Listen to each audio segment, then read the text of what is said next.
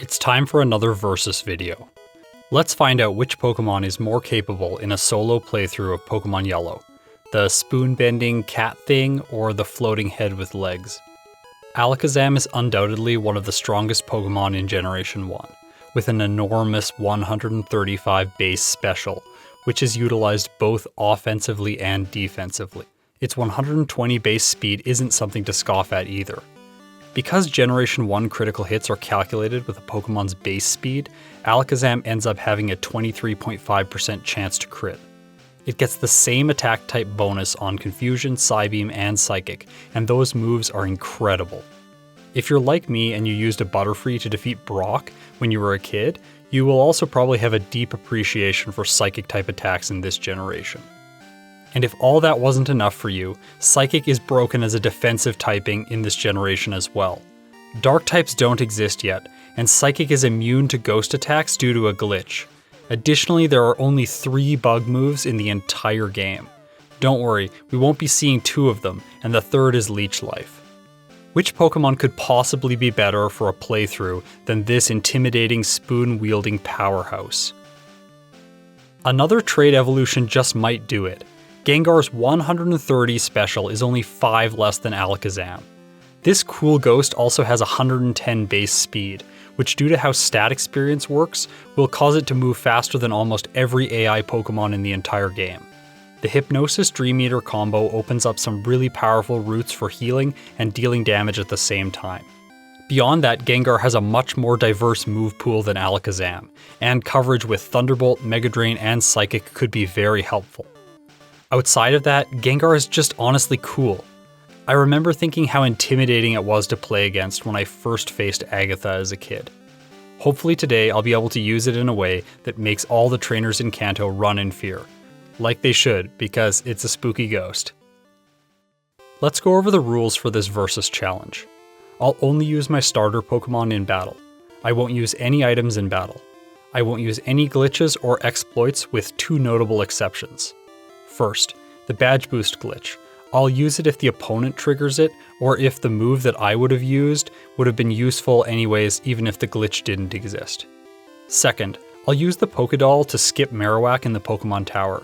There is some debate about whether this is intended play or not. Quite honestly, it doesn't matter for this type of playthrough though.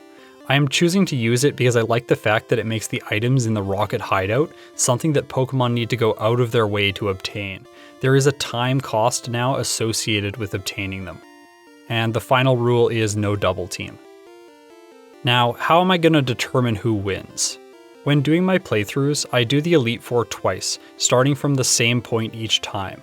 On the first attempt, I allow myself to save between league members.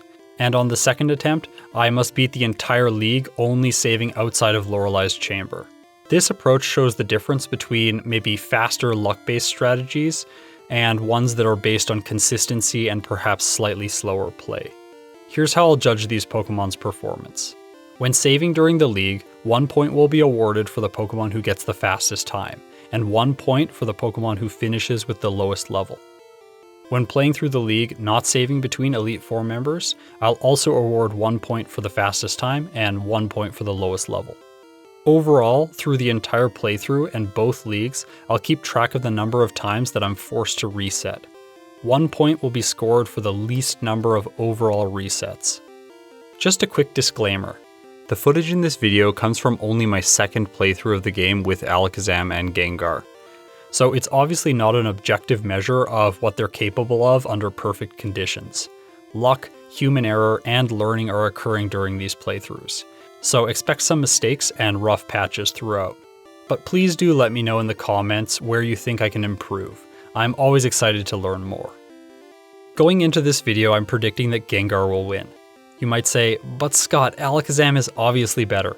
Gengar's Ghost Poison typing is pretty useless in this generation because it only has Lick as a stab move, and Ghost is physical anyways. Well, hang on.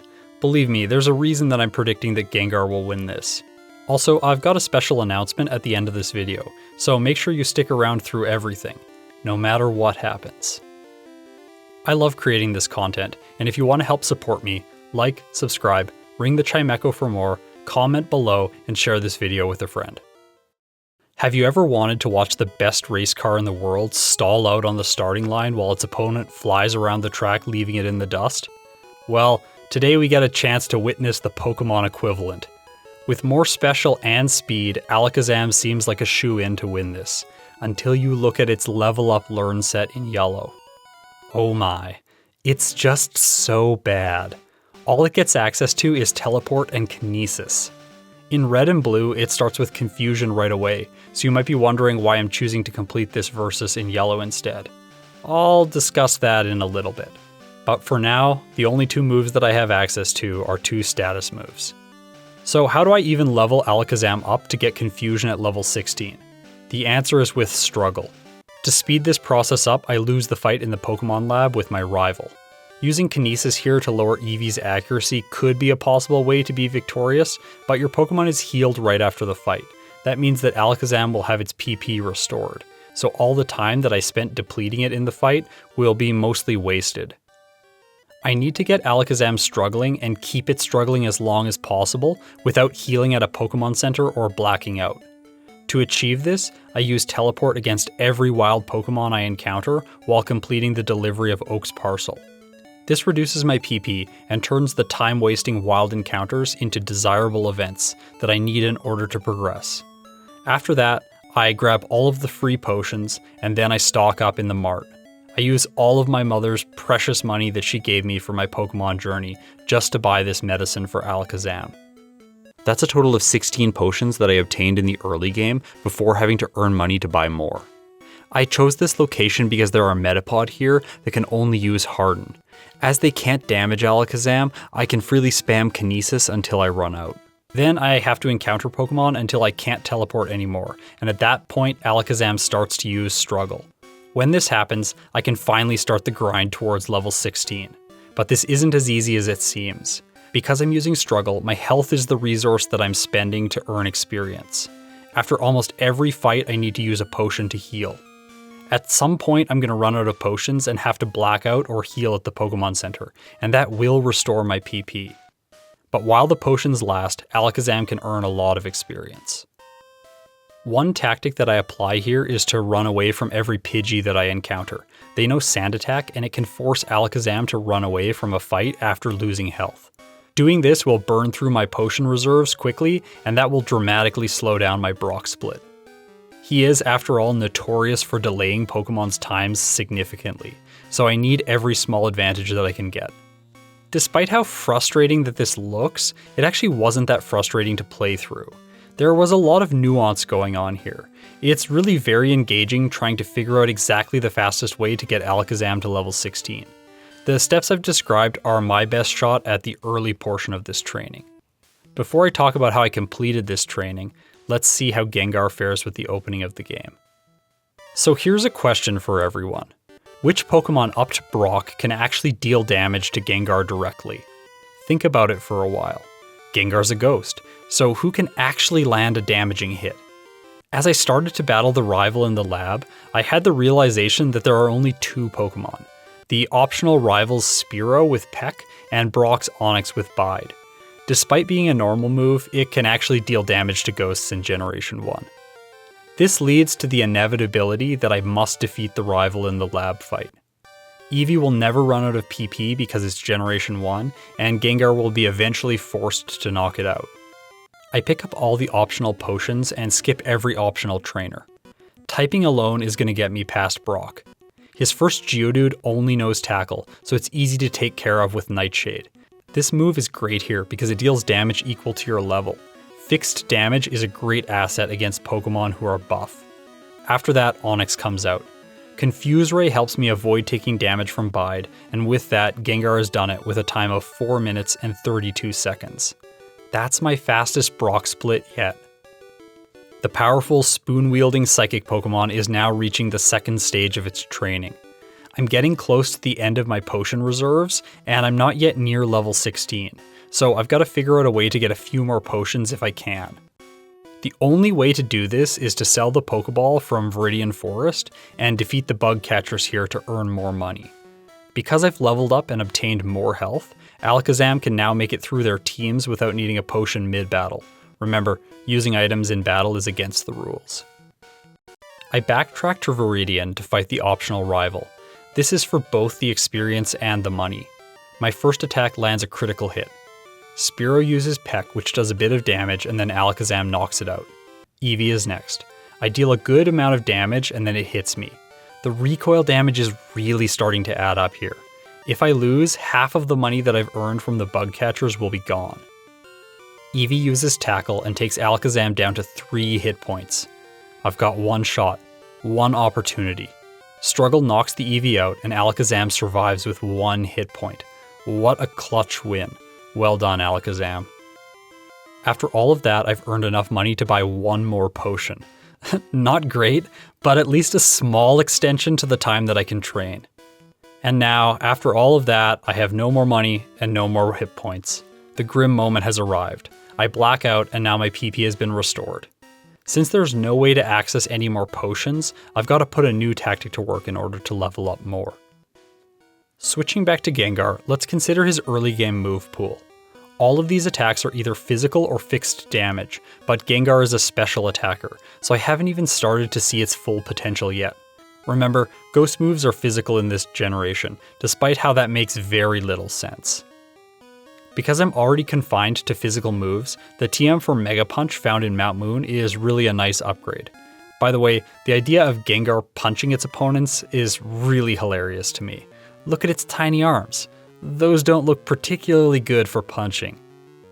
On Nugget Bridge, Gengar can again take care of the rival with ease because his Pokemon have normal type damage dealing moves. With him out of the way, the rest of the bridge is next. My goal here is to always avoid returning to Cerulean until after I've saved Bill from his strange experiment. I'm able to avoid healing and return to town and face Misty. Gengar has 2 things going for it in this fight. Mega Punch is great against Misty's not particularly physically defensive Starfish, and Gengar's special stat allows it to tank their water-type attacks with ease. It finishes her off with a time of 16 minutes and 40 seconds. So Gengar is past Misty, and Alakazam can't even use a real attacking move yet. This isn't looking good. Without potions, the best way to gain experience points is by battling the junior trainer in Brock's gym. If I heal in Pewter City before fighting him, I'll be transported here in the case that I black out. Spamming Kinesis allows Alakazam to lower Diglett's accuracy so much that it very rarely lands a hit. This preserves my hit points for struggle. After I run out of Kinesis, I spam Teleport, which fails because it's a trainer battle. This saves a lot of time. Encountering wild Pokemon and fleeing with Teleport is significantly more time intensive than this process. Once all my PP is gone, Alakazam knocks the Diglett out and gains good experience. The truly beautiful thing about this situation is that Sandshrew comes out next and Alakazam faints. Because I can't defeat the Sandshrew, I can return to the junior trainer and repeat this sequence of events over and over. This is advantageous as it's an efficient way to deplete my PP, it provides reliable experience, heals Alakazam, and at my current level it's an unlimited method of training. On the 5th fight against him, I knock the Diglett out and Alakazam levels up to level 16, which brings with it confusion.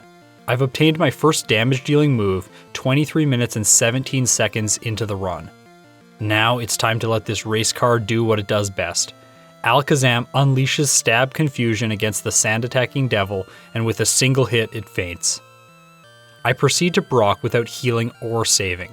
I'm so far behind I need every small advantage I can get if Alakazam has any hope of catching Gengar. Both of Brock's Pokemon go down in a single hit. Alakazam gets a time of 23 minutes and 43 seconds. I'm free of this painful grind. Now it's time to unleash the spoons on all of Kanto. So I thought Gengar punching things was funny. Well, now it learns Body Slam. It doesn't have a body. It's a ghost. So how does that work? Since I'm going to dig back to Cerulean, I replace Mega Punch with Body Slam, and that gives me more PP so that I don't need to heal in Vermilion. I think of all the Poketubers out there, I talk about my PP the most. It's a really important resource after all, especially when you're trying to get a good time, and so I just have to keep bringing it up, like my girlfriend. For the Trashcan Puzzle, I pause the timer. It's weird in yellow. There's a small chance that no second can will be selected at all. That means that saving and trying different adjacent cans can potentially waste more time than just trying the puzzle all over again. This isn't the case in Red and Blue.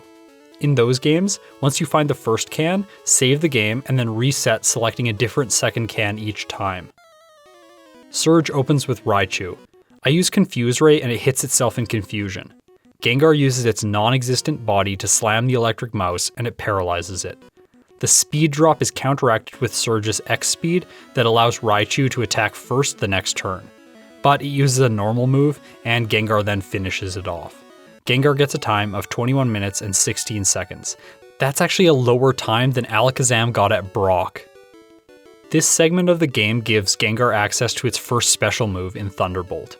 I teach it over Confuse Ray so that the Slowpoke in Rock Tunnel will be easy one-hits. Remember, Psychic is immune to ghost moves in this generation, so Lick isn't a better option here. Next, Gengar learns Hypnosis through Level Up. If I want to make use of Dream Eater later on, I'm going to need to keep this. I replace Lick because while this is Gengar's only stab move, it is base 20 power and physical. This moveset planning allowed me to save Nightshade specifically for the hiker at the end of the tunnel, so that fight just doesn't take forever. It would be really nice if he just exploded all 3 of his Pokemon though, but I don't get that luck. In Celadon, I begin to sell the high-priced items I've been collecting to this point in the playthrough. There are a lot more to grab now in this phase of the game, and I'm going to need every one of them, because I intend to pamper Gengar with an incredible TM from the game corner. In Saffron, I pick up the TM for Psychic, and that means it's time to let go of Nightshade. This new move is going to be my go-to attack for the next portion of the run. I do some optional areas of the Rocket Game Corner in order to pick up expensive items, and then I make my way to Erica's gym. In Generation 1, there are only 3 evolutionary lines that include the Grass type that don't also include the Poison typing. Tangela is Monograss, Paris and Parasect are Bug Grass, and Execute and Executor are Grass Psychic. While Erica's Tangela is bulky and I can't deal super effective damage to it, Gengar's Ghost typing makes it immune to normal attacks, and Poison typing allows it to resist grass attacks. So Tangela basically can't do anything to us. After that, Weepinbell and Gloom are the standard Grass Poison type, and they take super effective damage from Psychic, making them simple to knock out. Gengar clocks in with a time of 34 minutes and 18 seconds. Alright Spoons, it's time to catch up. Alakazam learns Psychic, Recover, Psybeam, and Reflect through Level Up, and outside of those, I really only find myself thinking that Mimic would be nice. So I can skip all the TMs and expensive items because I won't need any of those expensive Game Corner goods for Alakazam. Additionally, its stats suggest to me that it's going to be well equipped to deal with most of the game. I feel confident that I can skip most of these optional items and fight only mandatory trainers until well into the mid-game. At Nugget Bridge, Alakazam gets to begin leveraging another advantage it has. Teleport returns you to the last Pokemon Center that you healed at, so after defeating all the trainers here and saving Bill, I return to Cerulean this way. It's just so convenient. I wish I had access to this move with one of my regular HM mules. I skip healing before Misty in an effort to save time.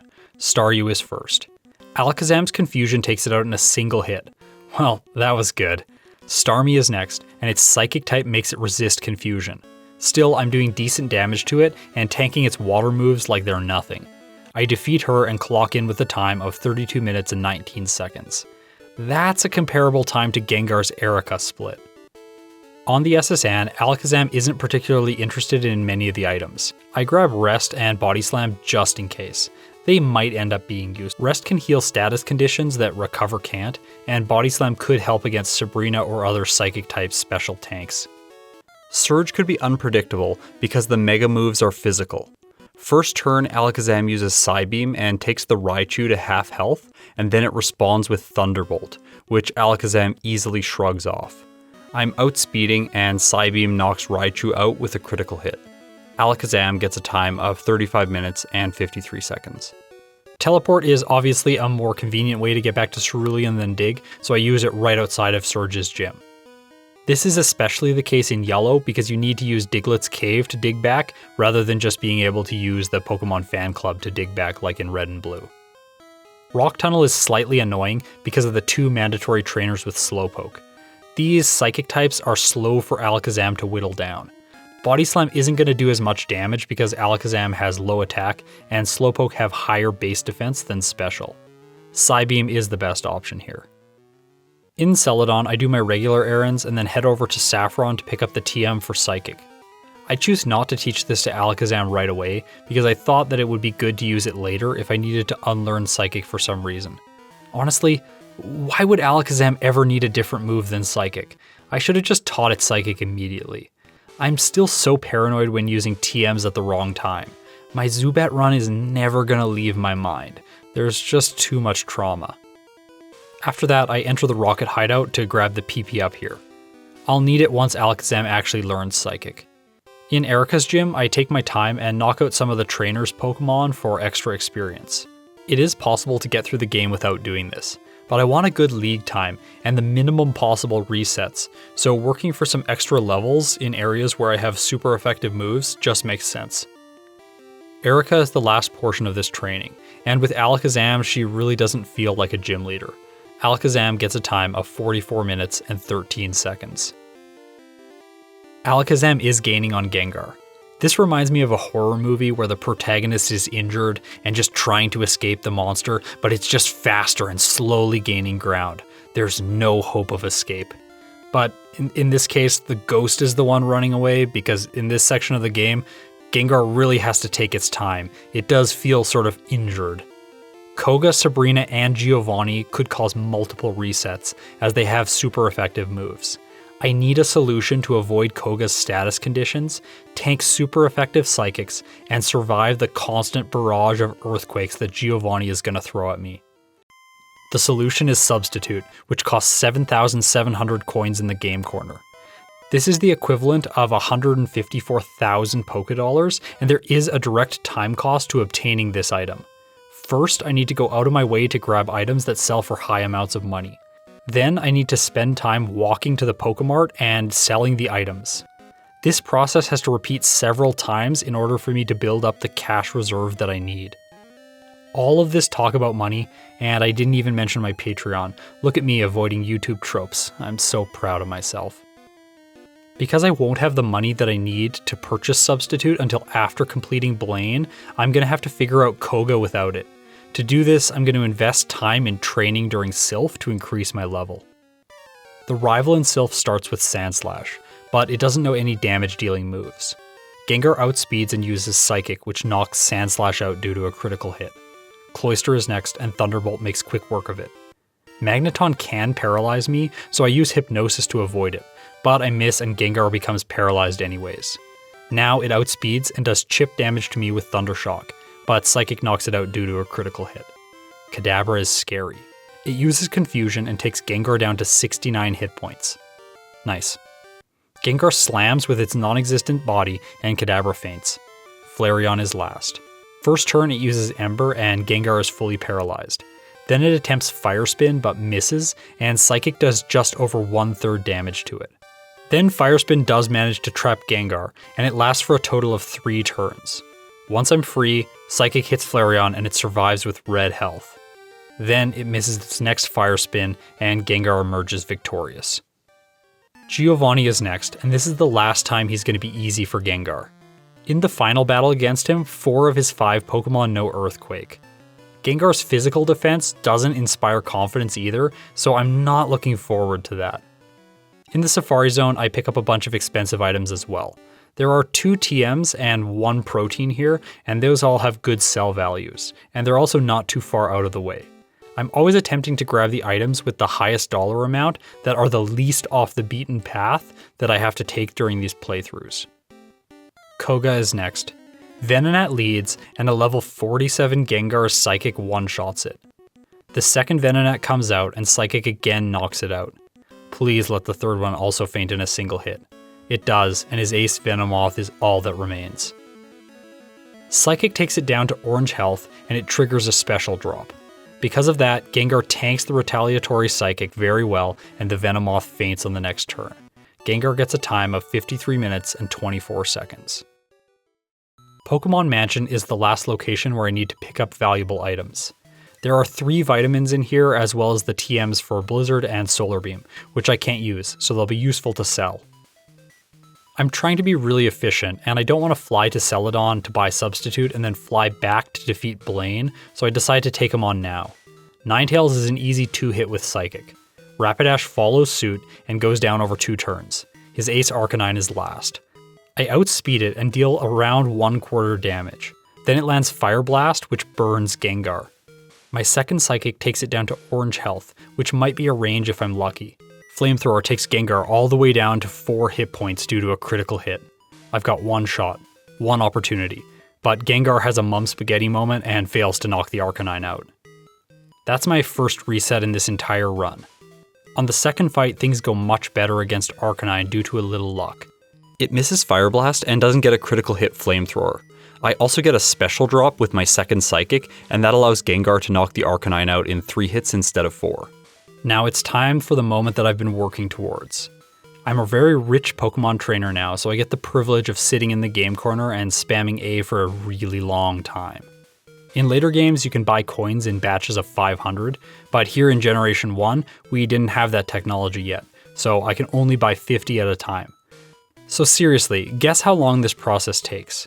And remember that this is just the time it takes to buy the coins. There is a lot of time spent earlier obtaining and selling the items to get this amount of money in the first place. So now that you've made a guess in the comments to help me out with the YouTube algorithm, here's the answer. It takes 3 minutes and 8 seconds at 4 times game speed to buy all of the coins required. Gengar learns Substitute at 1 hour, 1 minute, and 24 seconds, and with this powerful move, it's now prepared for the final gym leaders. Alakazam mirrors Gengar's approach in Saffron. Here I train in the dojo and Sylph to increase my level. I doubt Alakazam is going to struggle with the remaining gym challenge, but Lance could cause some problems. All of his Pokemon know Hyper Beam, and it could end the run if I have to take time to go back and train more in order to defeat him. Alakazam's training in this segment of the game culminates with the Sylph rival battle. Psychic takes Sandslash down on the first turn. Magneton is next, and where Gengar struggles, Alakazam gets a critical hit and breezes past it. Ninetales survives Psychic, but uses Tail Whip. I thought Kadabra was going to be annoying, but I get a special drop first turn. Then it disables Recover, and on my second turn, my Psychic knocks it out. Last is Vaporeon. Psychic doesn't knock it out, and then he uses Sand Attack. Please, Alakazam, I hope you used your spoons to block your eyes. He did, and Vaporeon faints. Koga is next. Because all of his Pokemon are poison types, Alakazam sweeps through with super effective damage. This fight is so easy. Oh wait, Venomoth survived. Right, I thought it was a Psychic type. The TCG has taught me that Psychic type is super effective against Psychic type after all. I really need to remember that this thing is actually a Dark type. It's a moth after all. That's why it survives. Anyways, I knock it out and Alakazam clocks in with a time of 56 minutes and 52 seconds. I'm facing Blaine before Sabrina because I want the special boost his badge confers. Ninetales uses Quick Attack and Alakazam does good damage with Psychic. Next turn, I set up Reflect in case Rapidash or Arcanine use physical moves, and Ninetales Flamethrower does massive damage to Alakazam due to a critical hit. I use Recover to heal, and that lets Ninetales confuse us. Maybe Recover will work this time? Nope. After a Tail Whip, I try to heal again, but I damage myself, which allows Ninetales to take me down to 5 hit points. Finally, I snap out of Confusion and begin to heal up. This back and forth with Confusion and Recover goes on for a little bit, and eventually I decide to just knock the Ninetales out. Rapidash comes out, and I begin to heal up. It uses Stomp and knocks Alakazam out with a critical hit. So that means that Blaine is Alakazam's first reset as well. On the second fight, I set up Reflect first turn. Then I go for Psychic, and despite being confused, I land 3 in a row and knock Ninetales out. Rapidash is next. I hit myself on the first turn against it, but it proceeds to just miss over and over until I finish it off. Arcanine is last. Psychic does just under half damage, and the doggo misses Fire Blast. However, my second Psychic gets what appears to be a better range, and it faints. Alakazam gets a time of 1 hour and 40 seconds. Alakazam is still behind going into the Sabrina split, but really it is terrifying how well it's making up the lost time. Substitute prevents stat-altering moves from affecting your Pokemon, so I set it up right away against Sabrina's Abra. After that's done, I can knock the Abra out without losing any accuracy. Kadabra is next, and it survives my first hit, and my Substitute breaks due to its Psychic. Second turn, I knock it out, and now I'm banking on the fact that Alakazam likes to use Reflect first turn. It gets an X-Defend instead, and so Gengar gets to set up its substitute for free anyways. Next turn, I use Thunderbolt, and it paralyzes Alakazam, who then sets up Reflect. Perfect. Strangely enough, it actually tries to use Reflect again, and then my third Thunderbolt knocks it out. Giovanni is last, but before I take him on, I train up more in his gym. I know that this fight is going to be hard. Even with Substitute, it's not going to be perfectly consistent. He opens with Dugtrio. I need to knock it out immediately and hope that I can avoid an Earthquake. It will take me out in one hit. Luckily, he uses Guard Spec, and I move on to Persian without issue. This is my opportunity to set up Substitute, because it only knows normal type moves. 2 hits later and I'm moving on to the Nidoqueen. I use Psychic and it doesn't knock it out. This gives it the opportunity to land its attack, which breaks my Substitute. I KO it and Nidoking is next. Since I don't have Substitute, I bank on Hypnosis. It's a 60% chance, whereas Gengar's critical hit chance is 21.5%. I miss, and Nidoking's Earthquake hits Gengar, knocking it out. So this is why I invested all my time getting Substitute. I knew that this fight was going to be awful. On the second fight, Nidoking falls asleep, and that allows me to knock it out. Last is Rhydon. I've taught Gengar Mega Drain in the place of Thunderbolt just for this Pokemon. It's 4 times effective and knocks Rhydon out in a single hit. Gengar completes the gym challenge with a time of 1 hour, 7 minutes, and 36 seconds. Sabrina is next for Alakazam. Because I'm a human and the AI in these games is awful, this fight isn't challenging. It's slow because I can't deal much damage, but in the end, I'm victorious. Giovanni is next. In this fight, Alakazam's stab advantage is on display as it takes down his Pokemon with single Psychics each. Rhydon is last, and it's going to be the same story. I guess it actually survives? Earthquake lands and okay, good. Alakazam survived. It finishes the dinosaur off and gets a time at the end of the gym challenge of 1 hour, 4 minutes, and 27 seconds. It's time for the final rival fight. While this fight isn't as smooth as most of the game is, Alakazam never feels threatened. I'm genuinely amazed at the time that Alakazam is making through the game. Remember, I said stick around until later in the video to hear why I chose yellow instead of red and blue? Well, this is why. It seems to me that in those games, Alakazam can just easily defeat Gengar. So by completing this versus in yellow, I'm leveling the playing field a bit. I'm not sure that I leveled it quite enough though. Also, did you know that I really like Pokemon Yellow? With Gengar, I pick up the TM for Dream Eater before taking the rival on. Sandslash allows for substitute setup because it doesn't know Earthquake yet. I knock out Execute over 2 turns. Mega Drain is useful for the Cloyster. Magneton then comes out and can use Thunder Wave, which paralyzes Gengar. It can still do this even though there's a substitute in place. I really should have just led with Hypnosis against it. With Gengar's Speed Cut, this fight is going to get harder. It misses an attack due to paralysis, and Magneton breaks the substitute before fainting. Kadabra is next, and it does a lot of damage. Luckily, I put it to sleep and can set up my substitute again. Then I knock it out and move on to his ace. Flareon takes down my substitute with Fire Spin and Flamethrower. I land my attack and it triggers a special drop.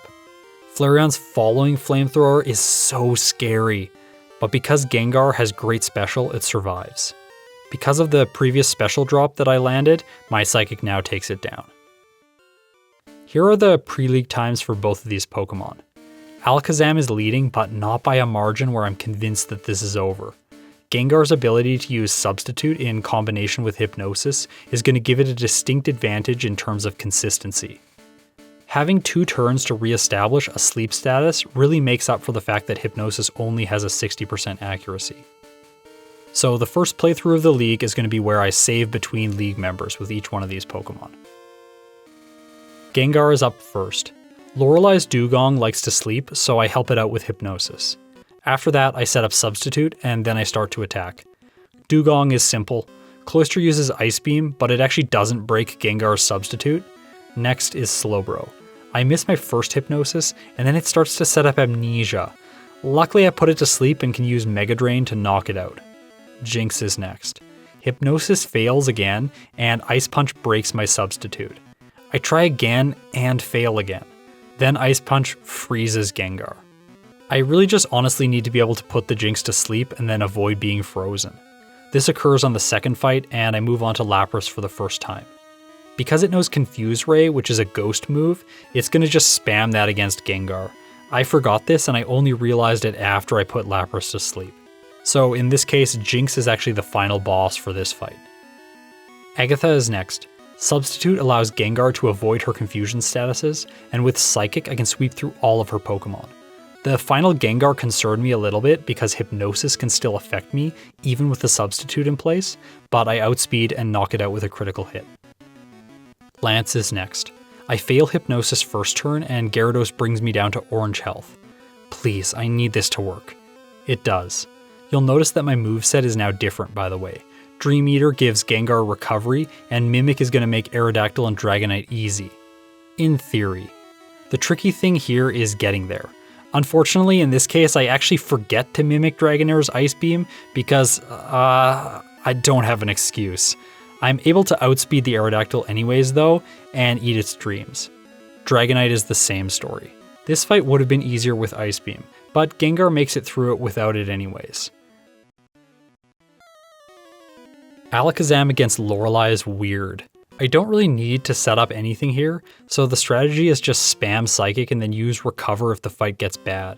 The issue here is that while her first 3 Pokemon go down without incident, Jinx resists Alakazam's attacks. Because of this, when it uses Ice Punch, it has a chance to freeze me, which is what occurs in my first fight.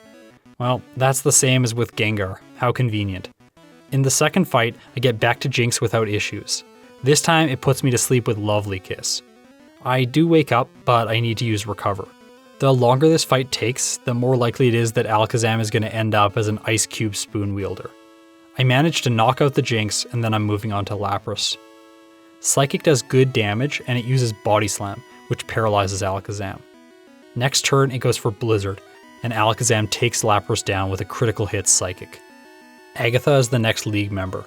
Because she's basically a Poison-type trainer and not a Ghost-type trainer, Alakazam gets super effective hits against all of her Pokemon. This fight is trivial. Only the final Gengar survives my hit, and it retaliates with Psychic, which does 11 damage to Alakazam.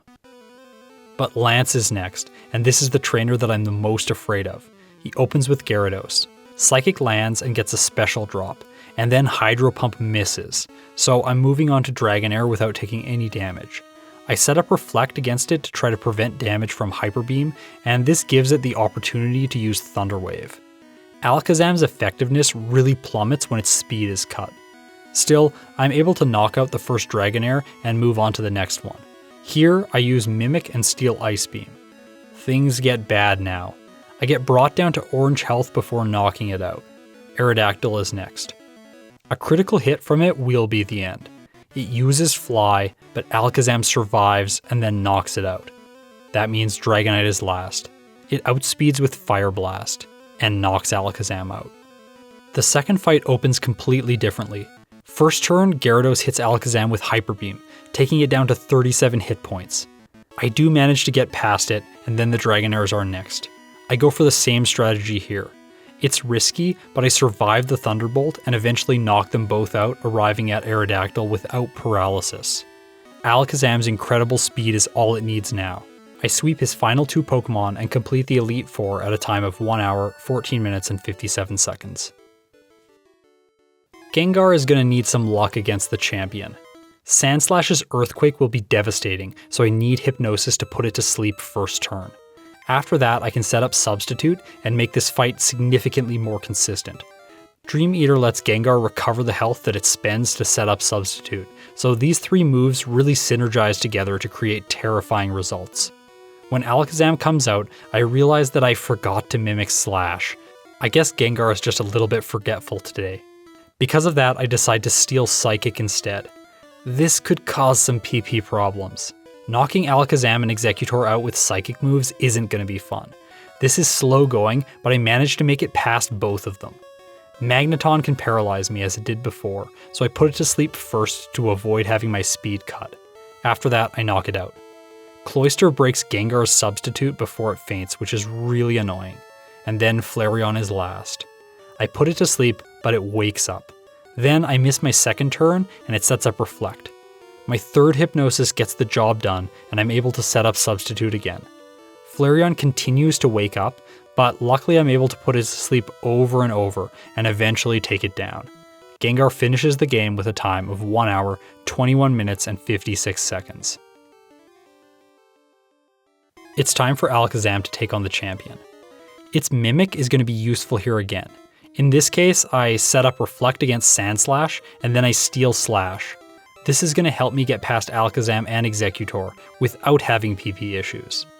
After that, I knock Sandslash out with 2 turns of Psychic. The worst thing that Butts Alakazam can do is use Kinesis. Slash does good damage, and then he tries for the Kinesis, but it fails, and I'm moving on to Exeggutor. I can't knock it out in 1 turn, so I'm going to have to go into the rest of the fight with Leech Seed on the field. I hate this status. Ninetales is next. I use Psychic, and I knock it out in 1 turn due to a critical hit. No Fire Spin and Leech Seed this time. Magneton survives my Psychic with a sliver of health, but it uses Swift, so I can knock it out without being paralyzed. Vaporeon is last. Here I use Recover to make things more consistent, and then I slowly take it out with 3 hits from Psychic, the final of which is a critical hit.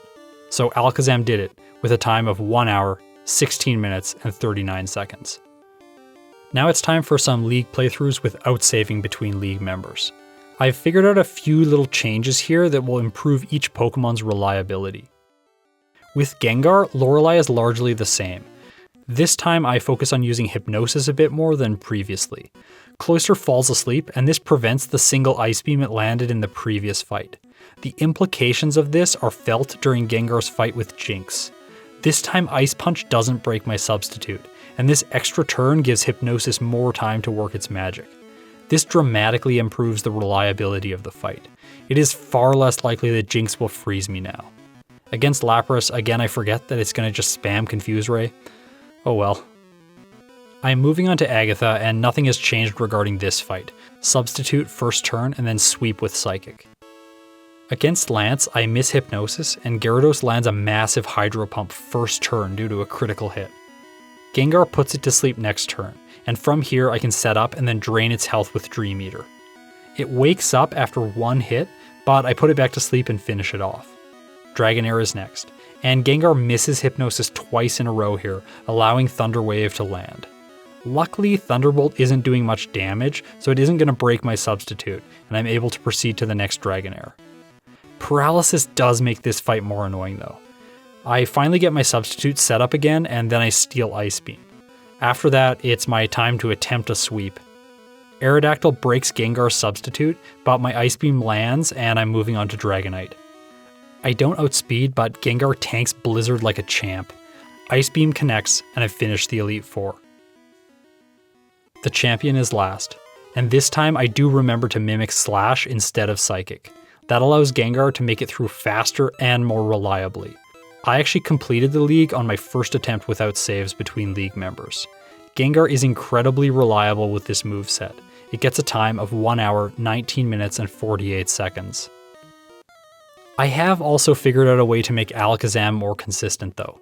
Lorelei was the issue before because Freeze would immediately stop my run, and Alakazam didn't have any way to get past Jinx quickly. But this time I figured out how to make this fight perfectly consistent. I make my way past her first 2 Pokemon, and then use Mimic to steal Slowbro's Amnesia. This allows me to set up, and then sweep through Jinx and Lapras with ease. There is no chance for these 2 to mess me up now. Lance is the next Elite Four member. I've got this sinking feeling that I'm forgetting something. Well, nothing important at least. He sends out Gyarados. Psychic takes it into red health due to a critical hit. The retaliatory Hyper Beam brings Alakazam down to red health as well. At least I survived that. I end up knocking it out, but I really should have used Recover here to heal while it had to recharge. That means that I need to heal up on the next Dragonair and risk paralysis. Luckily, I make it through without my speed being cut and I knock it out. The second Dragonair provides me with Ice Beam, and with it Alakazam is able to sweep through the remaining Pokemon on Lance's team. It's time for the champion. Reflect first turn to mitigate damage from Sandslash. Then I steal Slash, and the Pokemon with this move in its name lands a massive critical hit that brings Alakazam into red health. Luckily, I knock it out next turn, and the following Alakazam provides an opportunity to heal. Kinesis of course would be bad here, but at least I can't be knocked out while I use Recover. Slash takes care of my doppelganger, and then I continue to use it against Executor. From here the strategy, if we can call it that, is to sweep with Psychic. I heal up before knocking Vaporeon out, and Alakazam gets a time of 1 hour, 14 minutes, and 37 seconds. We can crown our victor now. I can't believe it, but after taking nearly 24 minutes to defeat Brock, Alakazam sped through the rest of the game and overtook Gengar at the very end. This is a clean sweep. Alakazam is at a lower level in both cases and gets a better time. Gengar did tie with Alakazam with 3 total resets. Because of the margin of victory here, I think that I might be able to bring Gengar's time down slightly with a little bit more practice. It is of course worth saying that from a quality of life perspective, Gengar is just way more fun to play. After all, look, it's just got a big grin on its face. It doesn't care if it lost, it's just having a great time. After all of this, questions still linger in my mind though. Could Gengar finish the game faster by investing time in leveling rather than obtaining Substitute? Can Gengar reliably finish with less resets? Could Alakazam shave off more time in the Brock split with a few additional optimizations?